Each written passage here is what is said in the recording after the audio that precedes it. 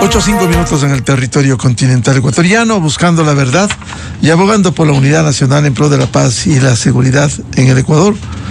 Queremos saludar y dar la bienvenida al doctor Henry Cucalón, ex asambleísta, ex candidato presidencial, ex ministro de gobierno, para hablar sobre la coyuntura política del país. Antes quisiera 30 segundos solo. Esta mañana dábamos una información importante que de alguna manera es positiva, que queremos reflejar en medio de tanta noticia negativa, cuando nada menos que el portal digital de investigación periodística Plan B y el proyecto multinacional Dorada Opacidad acaban de ganar el premio Rey de España.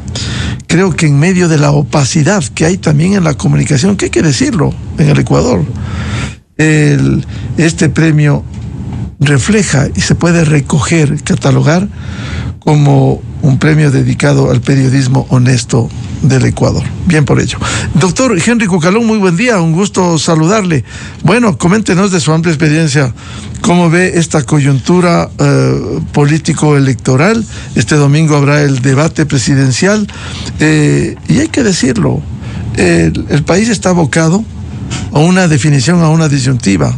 Cierto es que lo hemos criticado aquí, que el caso del presidente candidato Daniel Noboa ha cometido errores en su administración, como todo gobierno, pero también estamos en una disyuntiva cuando por hechos, no inventos, no chismes, como dicen, hay un proceso, el último, un proceso penal que refleja lo que la Revolución Ciudadana ha sido, tratando de tomarse, no de ahora, de siempre, los organismos de control, antes la Contraloría, ahora pretenden la Fiscalía, el Consejo de la Judicatura, como han sido los consejeros de la Liga Azul, en el caso penal ligados, que refleja esta realidad que vive el Ecuador. Muy buen día, doctor Henry Cucalón.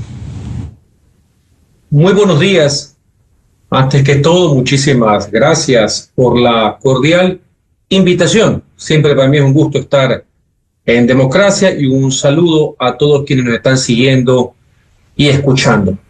Sí, ahora, desde un cargo muy importante, que es el de ciudadano, puedo expresar cuál es mi opinión dentro de lo complejo de la situación, porque hasta hace poco fui candidato y no fui elegido, pero tengo tesis, tengo propuestas, tengo formas de ver el Ecuador, y obviamente yo no puedo estar de acuerdo con lo que está proponiendo el correísmo, que es una fórmula no solamente del fracaso, sino del autoritarismo, y que sabemos que su acción y su plan se basa fundamentalmente en la impunidad. Ese es el debate actualmente que se pone, sin perjuicio de lo que vaya a suceder en el intercolegial del libro leído, que va a ser el supuesto debate del día domingo, con un formato que no ayuda mucho al contraste de posiciones. Pero hay un antecedente, ya conocemos cómo actúan. Y usted ha citado un ejemplo, y por eso también estoy en la entrevista, porque para mí este es un tema conceptual, no de hoy. Esto viene desde hace algún tiempo, y tengo perfecto derecho a decir cuál es mi posición. El famoso tema del Consejo de Participación Ciudadana, ideado por el correísmo para garantizar impunidad, el secuestro absoluto de la institucionalidad y los organismos de control. Así fue ideado desde Montecristi. Hoy se prevé la captura, no solamente para tratar de limpiar los antecedentes, sino porque la visión totalitaria hace que tengan que concentrarlo absolutamente todo. Entonces, este adefesio constitucional, que supuestamente eran ciudadanos, dirigentes comunitarios, cuando siempre fueron politiqueros disfrazados, resulta ser que ahora se confirma. Estimado Miguel, chats más, chats menos. Ese no es el detalle, ya se sabe cómo operan. Ahí tienen operadores camuflados de dirigentes ciudadanos. Esa es una vulgar sucursal de un partido político que se utiliza para la clientela. Yo, sin entrar en ningún detalle de chats, ya se sabía cómo operaban. Yo no veo cuál es la sorpresa que hay sobre el asunto. Lo único serán los detalles. Lo peor es que algunos también han querido repetir esa historia. Y lo que tenemos que evitar no solamente es lo que ha hecho el correísmo con el Consejo de Participación, sino cualquier actor político, cualquier partido político piense que puede hacer lo mismo. Así que es condenable desde cualquier punto de vista. Y por eso soy radical en mi posición. Lo he dicho desde que he sido legislador de la República, autoridad de gobierno y candidato presidencial. Eso debe ser eliminado. Ya hay la fórmula para eliminarlo, la Corte Constitucional lo ha señalado, es en base a una reforma parcial a la Constitución, pasa por la Asamblea Nacional y termina en un referéndum. Ya lo intentamos en el 2021 y perdimos en la Asamblea Nacional. O ahora que también se habla de asambleas constituyentes, más allá que no hay constituyentes express, como dicen algunos, sería un tema importante de debate nacional, porque yo considero que uno de los temas que deben ser cambiados en la Constitución justamente es su régimen orgánico, donde está el Consejo de Participación, donde está la cantaleta de los sectores estratégicos, donde está la visión estatista que ahuyenta la inversión privada, entre otras cosas. Ahora, si la opción para eliminar el Consejo de Participación Ciudadana, doctor Cucalón, es el escenario de la reforma parcial y la Asamblea, va a resultar difícil en este nuevo escenario que se pueda concretar, más aún de la urgente necesidad como usted nos ha descrito hoy. Bueno, esa es una vía constitucional para quienes creemos en los procesos, no saltarse los procesos. Eso ya lo ha dictaminado la Corte, una vía puede ser en eso. Ahora hay dos grandes tendencias en la Asamblea. Eso fue lo que eligió el pueblo, ¿no? ¿No era eso lo que querían? Consolidación en dos grandes tendencias, porque no puedo decir que son partidos, porque esas cosas no son partidos, son dos tendencias. Esa es una opción. Y ojo, se vota y eso va a referéndum. Pero por eso, como soy proactivo y me interesa el tema como ciudadano, otra alternativa, ya que están hablando, me imagino que lo hacen por un tema conceptual, no solamente por un tema de campaña. Están hablando de constituyentes, ¿ya? Si ya van a hablar de constituyentes, este debe ser un tema ineludible de ser debatido, porque tiene que ver con los cambios de fondo que necesita el país, un cambio de modelo institucional que no sirvió para nada. Este era un experimento totalitario de concentración de toda la institucionalidad que rompe los contrapesos, pero con un aspecto obvio. Quisieron engañar a la ciudadanía. Esta afrenta que tiene algunos años, desde los consejos de participación, donde salían directamente funcionarios del gobierno y viceversa, es la farsa en sí mismo. Por eso yo siempre he dicho, porque veo gente también con criterio, porque no hay que decir que todo es malo, que cuál es la fórmula de reemplazo. Simple, la que existe en todas partes del mundo. Los órganos legislativos son los encargados de la selección de las autoridades de control. Eso sí, recogiendo experiencias pasadas y mejorándolas con nuevas formas de hacerlo. Por ejemplo, con participación ciudadana, con veedurías, con control social, con procesos de impugnación, con procesos de audiencia. Usted ha visto, estimado Miguel, cómo es en Estados Unidos las audiencias de confirmación, no solamente las autoridades de control y hasta los jueces, sino de los ministros de Estado.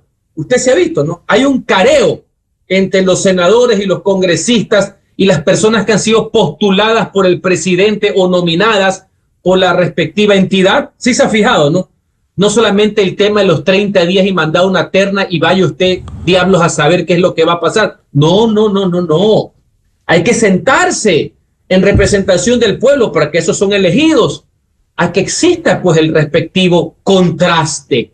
Entonces no es que lo pasado y vamos a repetir los errores, pero eso es frontal, porque es una actividad de control de gobierno con autoridades elegidas, como siempre ha sido. Ahora bien, ese sistema que puede funcionar y que es el que está en todas partes del mundo y el que tuvo el Ecuador, puede surgir, y no me he cansado de repetir este ejemplo aquí en los micrófonos de Radio Democracia. Eso hizo que en el retorno a la democracia, cuando el presidente era Jaime Roldós y existía la Cámara Nacional de Representantes, se nombre, por ejemplo, personas como Hugo Ordóñez Espinosa, Contralor Nacional de la Nación, o personajes como Nicolás Parducci, Procurador General. Ahora, si usted me dice que quien está en el gobierno es un truán y quienes son los asambleístas son unos pelafustanes, evidentemente pues el resultado no va a ser el más obvio, pero no es por el diseño institucional, sino por la calidad de la representación. Pero ese, estimado Miguel, ese es otro debate, ¿no? Porque ahora existe, ¿no? Ya sin ninguna reforma constitucional, ya tienen lo que todos los analistas querían. Tienen dos macrotendencias en el Congreso, que representan casi el 95% de la Asamblea. Eso no es lo que querían. No han venido batallando desde el año 79 para que se elijan los asambleístas en la segunda vuelta, para darle dos grandes tendencias a los finalistas. ¿No era eso lo que querían los analistas? Pues ya lo tienen. Pero ¿por qué no les cuadra ahora? Por la calidad de la representación. Ya no es un tema cuantitativo, sino que ahí no hay pues muchas luces entre los elegidos, más allá que lo democrático, porque eso fue lo que votó el pueblo y uno tiene que aprender a respetar, porque la democracia no funciona solamente cuando uno gana, y se lo dice una persona que en esta ocasión no fue elegida.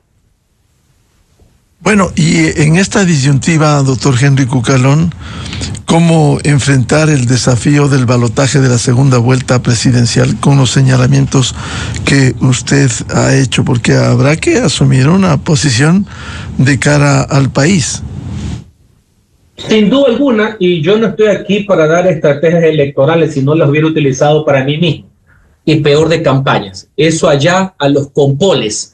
Allá, ese es otro mundo que no me interesa. Pero para mí, y como ciudadano, porque lo va a hacer el resto de mi vida, sí está cuál va a ser el debate de las ideas. Entonces, si yo he manifestado y la agrupación política que me auspició, Construye, ya hizo su comunicado hace algunos días, indicando que no pueden votar por lo que representa el correísmo.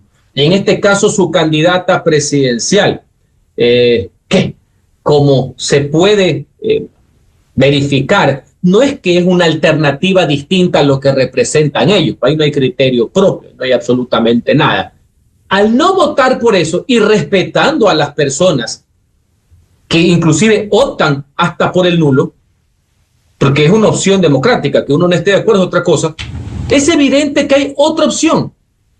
Una opción que, como he manifestado, uno puede votar al no estar de acuerdo con la otra. Eso hasta cierto punto es legítimo. Votar por una candidatura para que no ascienda otra ha sido una común práctica.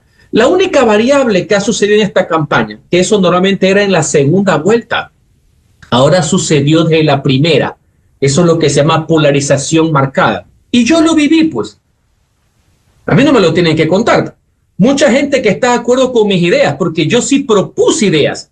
Tuve plan de gobierno, hablé de modernización del Estado, hablé de muchísimos temas de organización, etcétera. Decían, pero para que no gane el otro, y peor, en primera vuelta hubo un voto utilitario. Pues ahora que estamos en segundo, y en mi caso, no poder votar por la opción del correísmo que representa la impunidad, queda la opción del candidato presidente. Eso sí, no esperen de mí que haya silencio ante lo que se comete. No esperen de mí que no diga nada acerca de los errores que están pasando, porque la coyuntura es que aquí los actos de gobierno se mezclan con los actos de campaña. Entonces, eso tampoco es democrático. El voto, sí, para impedir que gane otra opción absolutamente antidemocrática, pero el otro, un voto responsable, pidiendo rectificaciones, no complicidad, ¿eh?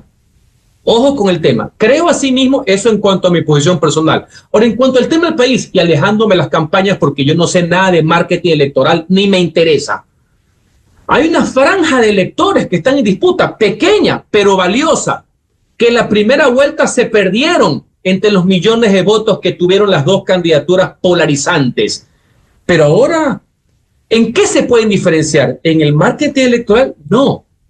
En la forma de ver el Estado, en la forma de ver el manejo, el respeto a la justicia, porque queremos de la opción que no es la correísta, que no caiga en ninguna de esas prácticas. Y si han existido errores, que haya rectificaciones, que se respete el Estado de Derecho, que se respete la libertad de asociación, que se respete la libertad de expresión. Si bien en papeles hay un modelo económico que respaldar, pues bueno, que eso vaya implementado justamente con una tesis de soporte. Le voy a poner un ejemplo, Miguel. ¿Qué ha pasado en estos días? Y yo me he manifestado, y asumo que por eso también son las invitaciones que recibo. Nosotros ya conocemos cómo opera el correísmo en su política económica. Nosotros ya vivimos la farra cuando se tomaron las reservas internacionales los últimos años del mandato del expresidente hoy sentenciado Correa. Eso que produjo el descalce, si cabe el término, las emisiones inorgánicas, meterle la mano a la reserva internacional que está en el Banco Central, miles de millones de dólares. Claro, en esa época había mucho ruido, mucha noticia. Ahora veo que se está retomando el tema y que la gente tome conciencia al respecto. Eso obligó a que uno de los últimos actos de la legislatura del año 2021 aprobemos la ley de la defensa de la dolarización para impedir y prohibir que cualquier gobierno le meta la mano a la Reserva Internacional, que no es gubernamental. Es la plata de todos los ecuatorianos que se encuentra ahí y también de las cuentas de otras entidades del Estado que no son del gobierno central. En los últimos gobiernos se ha venido pagando esa deuda que es ante los ciudadanos que está en la reserva. ¿Cuál ahorita motivo del debate? Y que yo apoyo. Yo creo que esa prohibición legal debe ser constitucionalizada, ya sea a través de una reforma para incorporar la prohibición de que se le dé la plata y que se meta la mano a la Reserva Internacional, o ya sea ante los anuncios de las próximas constituyentes que no pueden ser expresas, no porque lo digo yo, sino porque así están las sentencias de la Corte Constitucional. Para incorporarlo, me parece una gran señal de estabilidad económica, me parece una gran señal de seguridad jurídica y una gran señal de confianza. ¿Qué le quiero decir con este ejemplo, Miguel? Que por las tesis es que uno no está de acuerdo con una opción y espera que la otra opción del candidato presidente sea la que puede resultar ganadora. No porque hay un cheque en blanco, aquí no hay ningún cheque en blanco, sino porque ya conocemos en materia económica, en materia de derechos, en materia política, en materia institucional, cómo opera el correísmo. Yo lo digo en ese sentido, no con el simplismo de decir o el cálculo electoral es que gane esto, no, es con conceptos, porque no es el que ahora yo cambie lo que he venido batallando desde que he sido legislador. Y por eso es que estoy entrando en el buen sentido de la palabra, contrastar la posición. Doctor Henry Cucalón, efectivamente en una democracia hay derecho a disentir, a la diferencia de opiniones, como usted lo ha expresado. Sin embargo, en el escenario, porque este es un hecho último, que lo escuchamos el domingo pasado, el hablar, si este país necesita fortalecer la dolarización, que atesora la gran mayoría de ecuatorianos, hablar de los ecuadólares, hablar de una dolarización a la ecuatoriana, eso no debiera asustar a los ecuatorianos, precisamente lo que han dicho desde la Revolución Ciudadana. Por eso justamente estoy aquí y por eso justamente he expresado mi criterio. Más que jugar al miedo, yo quiero apelar al recuerdo. Eso ya lo hicieron. Y ya sabemos cuál fue la consecuencia de aquello. De esa farra, de esa metida de mano a la Reserva Internacional, porque ya lo hicieron y quieren volver a hacerlo. Y ese es el motivo de los problemas económicos que han arrastrado los últimos gobiernos, justamente, que es lo que ellos nunca cuentan, pues. De la debacle económica que dejaron, del país sobreendeudado. Por eso las dificultades que han existido. Entonces, claro, yo salgo como ciudadano a decir, no puedo permitir eso. Ya no solamente porque la ley que aprobamos así lo dispone, sino que no es lo conveniente. ¿Ellos por qué lo hacen? Porque necesitan este dinero artificial para poder manejar su populismo económico, que en principio aparentemente puede maquillar la situación, pero es la crónica de la quiebra anunciada en general del modelo económico, de la incertidumbre, de patear el balón hacia adelante. Eso no le conviene al país. Al país le convienen las certezas, ¿ya? Así que esa fórmula que ellos proponen, que han hecho asustar más a la gente, a mí no, porque ya la vivimos y está mal, del domingo pasado, del modelo a la ecuatoriana, ¿ya? Eso que son, en términos económicos, son emisiones inorgánicas, porque no tienen respaldo. Eso no se puede volver a repetir. Y tiene que haber un nivel de concientización en la colectividad, no solamente por la campaña,